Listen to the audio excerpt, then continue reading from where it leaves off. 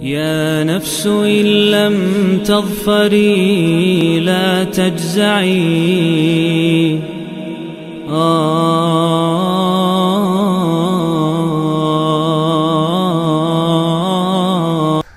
औज़ु बिल्लाहि मिनश शैतानिर रजीम बिस्मिल्लाहिर रहमानिर रहीम। दोस्तों, आज हम सूरह बकरा की आयत नंबर 46 उसका तर्जुमा और तशरीह करने की सादत हासिल करने जा रहे हैं इंशाअल्लाह। दोस्तों, हम ये जितने भी प्रोग्राम्स कर रहे हैं उसका मकसद सिर्फ एक है कि किसी तरह से हमारे भाइयों को जो स्पेशली सब कॉन्टिनेंट्स के अंदर रहते हैं उनको कुरान की समझ आनी शुरू हो जाए। हमारी ज़ुबान अरबिक नहीं है, इसलिए हमें कुरान को समझने के लिए जद्दोजहद करनी पड़ती है, कोशिश करनी पड़ती है। लेकिन इसका यह मतलब हरगिज़ नहीं कि हम कुरान को फॉर ग्रांटेड ले लें। हम इमाम साहब के पीछे खड़े हों या कहीं और कुरान को पढ़ रहे हों या सुन रहे हों, आप यकीन करें 1 या 2% के अलावा हम में किसी को कुरान की समझ नहीं आ रही होती। हम सुम्मुन बुकमुन उमयुन की तरह हम बिहेव कर रहे होते हैं, बस हाथ बांधकर खड़े हो जाते हैं या बैठ जाते हैं, सुनने की कोशिश करते हैं, लेकिन बिल्कुल हम उससे नाबलद रहते हैं। हमारे प्रोग्राम्स का मकसद यही है कि कुरान जो कि समझने के लिए उतरा है, जो अल्लाह ताला का मास्टरपीस है, जो अल्लाह ताला का सबसे उम्दा कलाम है, हम किसी ना किसी तरह से उसको समझ पाएं। तो आए हम 46 आयत को तर्जमे के साथ और फिर तशरीह के साथ समझने की सादत हासिल करते हैं। अल्लज़ीना, वो लोग,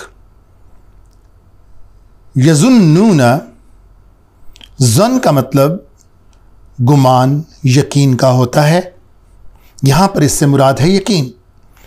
या देखें, शुरू के अंदर आया, इसका मतलब वो, यज़ुन्नूना और वाव और नून ने इसको जमा का सीगा बनाया।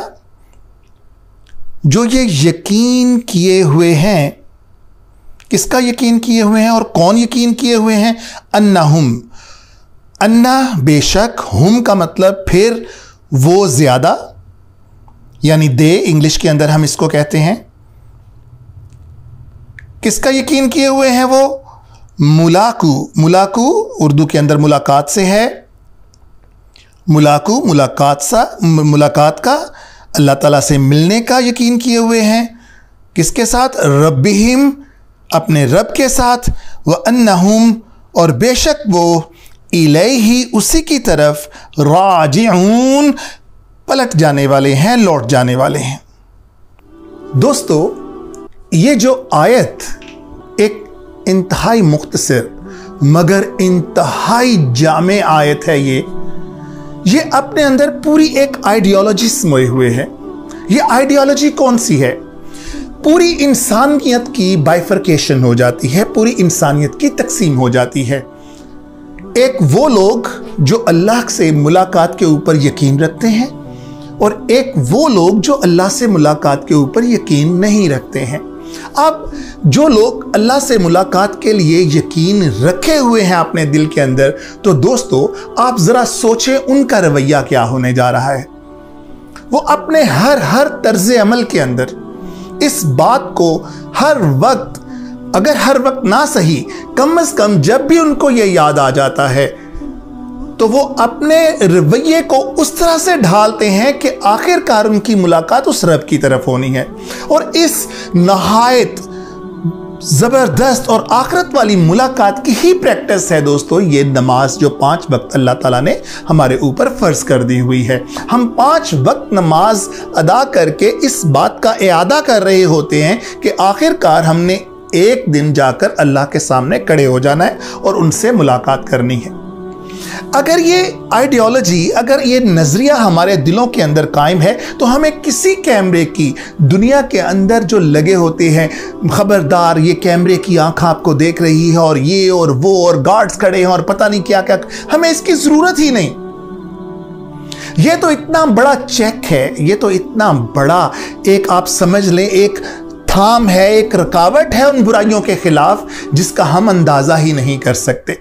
देखिए दोस्तों, हम और आप जब भी इस दुनिया के अंदर हम मुख्तलिफ काम या मुख्तलिफ अवामल सर अंजाम दे रहे होते हैं, तो उस वक्त ये बज़ाहिर दुनिया के जितने अवामल या दुनिया के जितने लोग हैं बज़ाहिर हमें देख नहीं पा रहे होते। हम अपने घरों से निकल जाते हैं तो हर वक्त माँ बाप की आंख हमारे साथ नहीं होती, बहन भाइयों की निगरानी हमारे साथ नहीं होती।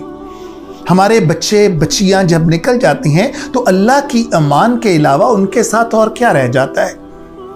अब उनके ऊपर है कि वो इस नजरिए के तहत जब वो घर से, जिसको माँ बाप ने ही डालना होता है उनके दिलों के अंदर, तो वो उस वक्त कम से कम माँ बाप की आंखों से तो आजाद हो जाते हैं।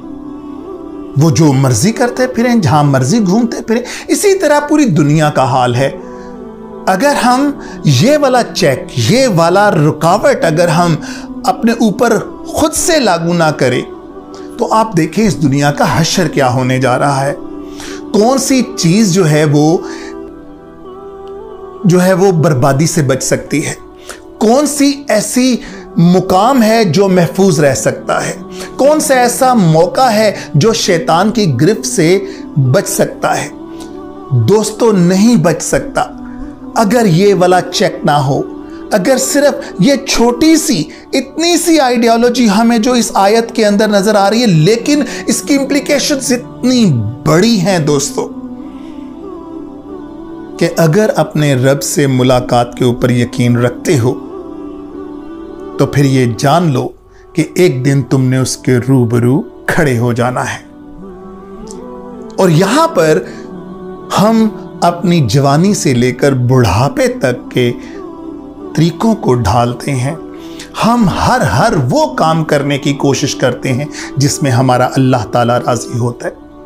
दोस्तों, ये गर्मियों का मौसम इंतहाई शिद्दत वाला, जबकि सेंटीग्रेड्स जो है वो बाज़-औक़ात 46-47 को क्रॉस कर जाते हैं। हमारी बच्चियां काले रंग के बुरकों के अंदर, जिसके अंदर वैसे ही गर्मी 7 गुना तेज हो जाती है, मलबूस लिपटी हुई जाती हैं। यकीन करें दिलों से दुआएं निकलती हैं कि या अल्लाह इनको अपने हिफ्ज़ व अमान के अंदर रखना। क्यों? क्या वजह है? क्यों नहीं वो बाकी जनरेशन जो कि दूसरी तरफ खड़ी हुई है, जो कि आज स्लोगन्स बुलंद करते हुए महसूस हो रही है कि हमारा जिस्म हमारी मर्जी। असल में ये वो ग्रुप है जो अभी इतना डेयरिंग, इतना जुर्रत वाला नहीं हुआ कि अल्लाह कह सके कि हमें अल्लाह ताला से मुलाकात के ऊपर यकीन नहीं, या हम अल्लाह ताला के ऊपर यकीन नहीं रखते।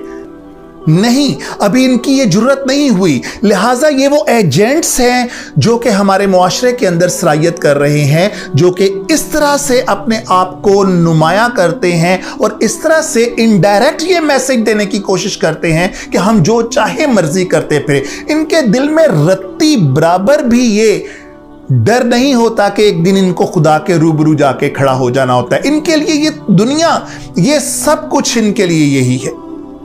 जब ये सब कुछ यही है तभी ये जुर्रत निकल सकती है कि मेरा जिस्म मेरी मर्जी, मैं जिस तरह से मर्जी इसकी नुमाइश करते रहूं या करता रहूं। लेकिन जिनको जरा सा भी इस मुलाकात के ऊपर यकीन है दोस्तों, वो कभी ये जुर्रत कर ही नहीं सकता। हम क्यों अपने आप को रोके रखें? क्यों गुनाह की लज्जतों को हम अपने जिस्मों के ऊपर तारी ना कर लें, अपने जहनों के ऊपर तारी ना कर लें? क्यों हमारी आंखें गुनाह से क्यों फायदा ना उठाएं? क्यों? क्योंकि हम जानते हैं कि इनकी पुरसिश होने जा रही है।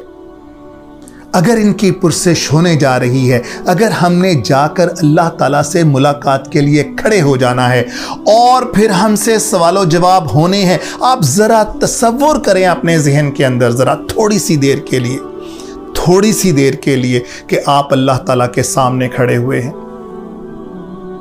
और आपसे पूछा जा रहा है और आप दिल के अंदर हसरत लिए हुए हैं कि काश एक मौका और मिल जाए, लेकिन अब वो मौका नहीं मिलने जा रहा, क्योंकि ये जो मुलाकात है ये असल में एक कसौटी होगी जिसके ऊपर हमारे नामा अमाल जांचे जाएंगे। दोस्तों, ये इतनी बड़ी आयत है, अगर हम सिर्फ इस एक आयत को समझ लें हमारा ईमान मुकम्मल हो जाता है। और पीछे रह ही क्या जाता है, अगर हमारे दिल के अंदर ये यकीन पुख्ता हो जाता है कि हमने अपने रब के सामने खड़े हो जाना है, तो फिर हमें दुनिया की बंदिशों की जरूरत क्या रह जाती है, बताएं। इंसान की ख्वाहिश तो होती है दुनिया की तमाम चीजें उसकी हो जाएं। बाज़ौकात उसके लिए वो सरकश हो जाता है, बाज़ौकात वो किसी ना किसी तरह से अपने आप को रोके थामे रहता है। लेकिन अगर उसके पीछे ये नजरिया आ जाए कि मेरा रब मुझे देख रहा है और उससे मुलाकात करनी है, तो आप जरा सोचें, उसके लिए उसका अजर और उसका सवाब भी साथ मिलता रहेगा।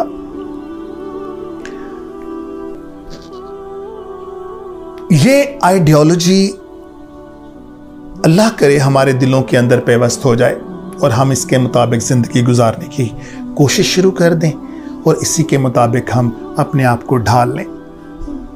यही है वो कुरान का नज़रिया कि आप समझो कि कुरान के अंदर अल्लाह ताला फरमा क्या रहे हैं। अल्लाह ताला हमें कुरान को पढ़ने, समझने और उसके ऊपर अमल करने की तौफीक अता फरमाए। व आखिरु दावाना अनिल हम्दुलिल्लाहि रब्बिल आलमीन। या नफ्सु इल्लम तग़फ़री ला तजज़ई।